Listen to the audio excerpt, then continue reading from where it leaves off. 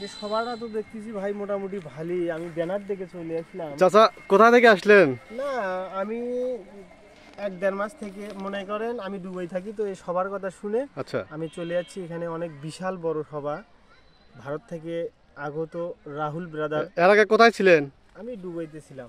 আচ্ছা, এই সভা উপলক্ষে আসছেন নাকি? হ্যাঁ আমি সভা বাপরে উপলক্ষে বাপ, যাচ্ছি।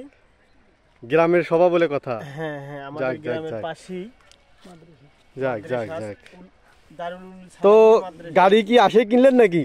হ্যাঁ গাড়ি আমি আসি। বাপ রে বাপ, সবার উপলক্ষে কি গাড়ি কি ছাড় দিয়ে দিবেন না সবার জন্য? না আমাদের মাদ্রাসা ছেলেমেয়ে তো আচ্ছা, দুই একদিন নিয়ে বেড়ায়, ওটা কোনো সমস্যা বাপ নাই। রে বাপ, তাহলে সবাটা সবাইকে বলে দেন, দাওয়াত দিয়ে দেন। না ইনশাল্লাহ আমরা প্রচার করতেছি যেভাবে, সেই মানুষের ঢল দেখো না, মানুষ কি রকম।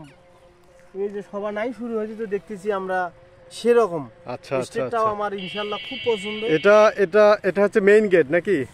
হ্যাঁ তারপরে দেখলাম মহিলা প্যান্ডেল অনেক বড়। এটা এটা মহিলা প্যান্ডেল, অনেক সুন্দর প্যান্ডেল, ভিতরে প্যান্ডেলটা তো অনেক করে ফেলছে।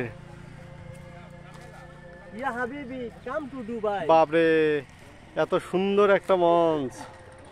তো ঠিক আছে, সবাইকে আহ্বান থাকবে আমাদের এই এলাকাতে যে একটা সুন্দর একটা মাহফিল হচ্ছে, মাহফিলের প্রধান বক্তা হচ্ছে রাহুল ব্রাদার্স। তো আপনারা সবাই আমন্ত্রিত। চাচা বলে দেন কিছু। ঠিক আছে, সামনের ভিতরে ভিতরে মঞ্চের দেখাও না। সুহাদা ইয়াল্লাহ জলদি বাবা, তাল হাবিবি কাম টু দুবাই।